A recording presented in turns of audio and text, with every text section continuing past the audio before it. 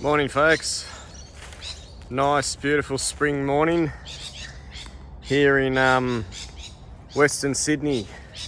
It's early. I'm just going to profile another tree. Got plenty of birds chirping. I'm on the alluvial terraces, sort of the floodplains of the Georges River, and this is a bushland reserve in Hammondville. And in a bit of a localised part of Sydney, you get this beautiful tree called a blue box, and it's called Eucalyptus baueriana. It's a bit of a hard one to spell. It's named after, say you pronounce his name Bayer or Bauer. Probably not even doing that justice, but yeah, Eucalyptus baueriana. This is a box tree.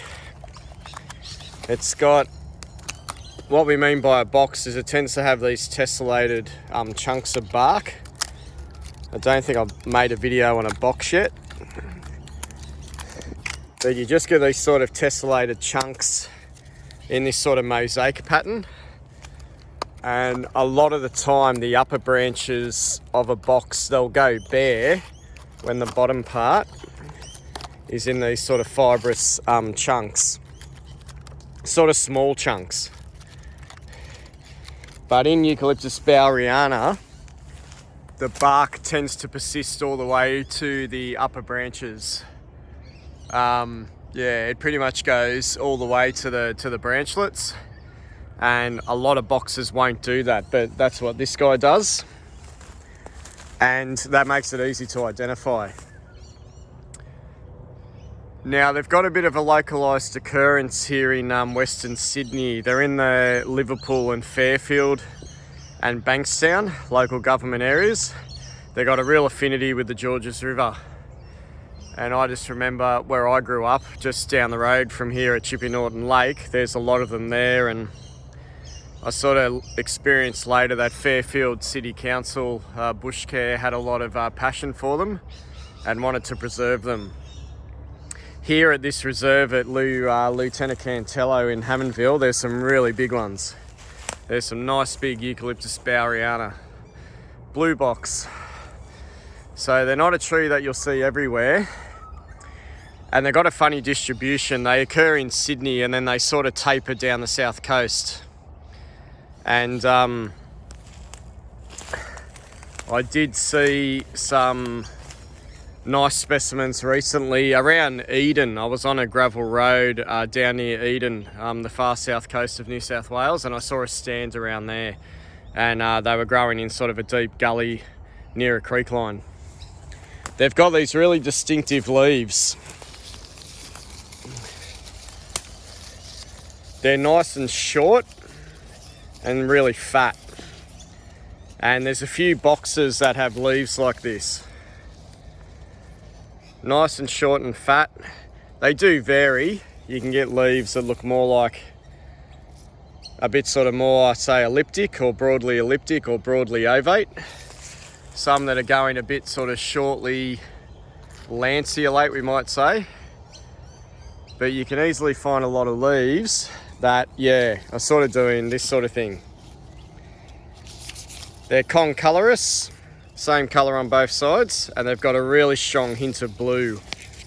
When you look up in the canopy, you know, I'd say they're more blue than they are green. It's sort of a mid, sort of deep greeny blue. When you smell them, crush them and smell them, they've got a really strong odour. It's a really strong, beautiful, yeah, I'd say pretty much straight up eucalyptus smell.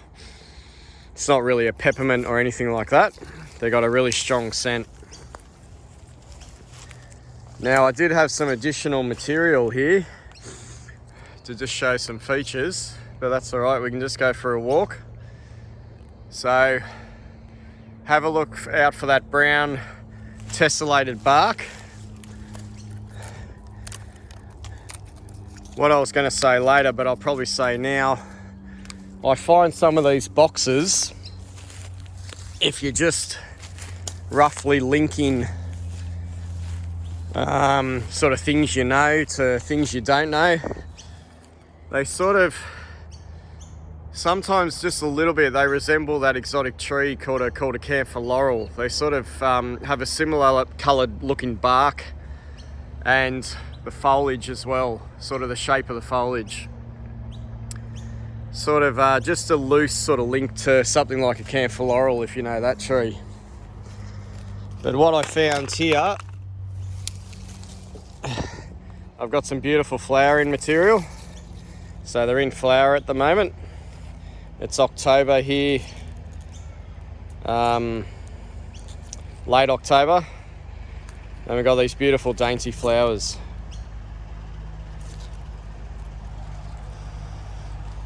Just had a smell of the flowers. I can't really get much of an odour off them, but yeah, some of them are flowering quite prolifically at the moment. Just have a walk over here. Again, I'm collecting specimens for a eucalyptus workshop, and I like to show this one because what I think you can do with it is learn two other sort of species at the same time, by extension, even if they're not here. Here's the fruits. Now, normally what we get in boxes is we get these fruits a lot of the time with sort of deeply inserted valves, and a lot of the time they resemble a sort of wine glass or even a champagne glass, but these guys are a bit more conical. But if I make some other videos on boxes, we sometimes get a very strong champagne glass sort of feature. So we're lucky enough to get fruits and flowers here today. There is a massive one just over here. It's absolutely huge. It's got a lot of hollows, and there's a lot of parrots currently using it. I'm just on the edge of a reconstructed golf course here. It's a beautiful big tree. And it's a real floodplain species. Again, you got that nice fibrous bark. It's a little bit sinuous. This tree has it's got a girth of about 1 metre across at my chest height. Be a nice big old one. Now, two other eucalypts in New South Wales that I believe you can easily learn if you learn this one. You can get up onto the tablelands of New South Wales. You can go up to around Bathurst and maybe Goulburn, and starting around that area, and you can easily find another box which has leaves doing this sort of thing, you know, these shortly sort of fat leaves, which will be a bit more green and not so blue as these ones perhaps.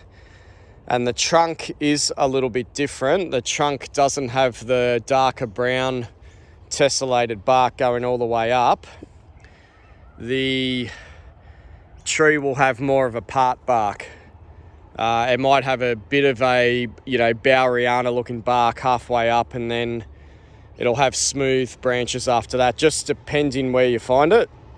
And that's called Eucalyptus polyanthemos. That's called the red box. So if you learn baueriana and then you go and hang around at a place like Bathurst, or you go bushwalking around Bathurst, maybe Goulburn, you get up onto the rocky slopes, and the rocky hilltops. And if you know Eucalyptus baueriana and you go, well, that tree's looking a bit like Eucalyptus baueriana, it'll be Eucalyptus polyanthemos in that part of the world. So I think you can learn that one by extension just by looking at this guy. The flowers will be similar. I think polyanthemos means many flowers, so you can look for that. And the fruits are pretty small, like this guy, they're on the small side, they're not very big. I'll just get those fruits again. They're about You know, these fruits are about 5 mil across at the top. They wouldn't even be much more than that. And they're probably about, maybe 7 mil long, 8 mil long. So not very big. And then if you go out further west in New South Wales, you're going to go right out west. Well, not right out west, but you're going to go further west to areas like Parks, maybe areas like Lake Cargellico, maybe areas like Griffith.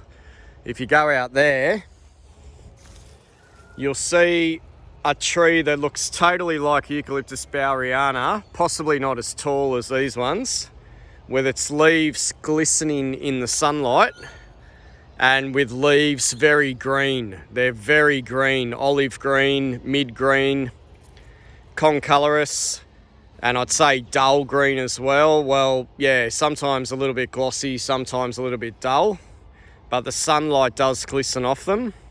That's called poplar box. That's called Eucalyptus pulponea, named for poplar. It's got leaves like a poplar, which, is what this thing's getting towards. So you could learn that one as well. You could learn Eucalyptus baueriana, and by extension, you could learn Polyanthemos and pulponea. That's my, belief for sort of this, those three species. You can just lump them all together, just in different parts of New South Wales. You won't get baueriana growing out where pulponea grows, and it's very unlikely you'll get pulponea and Polyanthemos growing together. Where I saw baueriana around the Eden area, I had Polyanthemos just up the road towards a place called Bombala, and I was getting a bit confused. I wondered if they were sort of intergrades of Polyanthemos and baueriana, but you're going to find that really rarely. So this is, just a good case in point of learning 3 eucalypts from one. Baueriana if you're in Sydney on the coast. If you're on the tablelands, look out for Polyanthemos. And if you go out further west, like I said, Parks, maybe out to Griffith, look out for Eucalyptus pulponea or pulponea, poplar box. They're all very similar, but you go from green leaves to blue leaves, and different habitats, different parts of the world. And I just lump all those 3 together. I assume the 3 of them are very closely related in a phylogenetic sense. So that's Eucalyptus baueriana.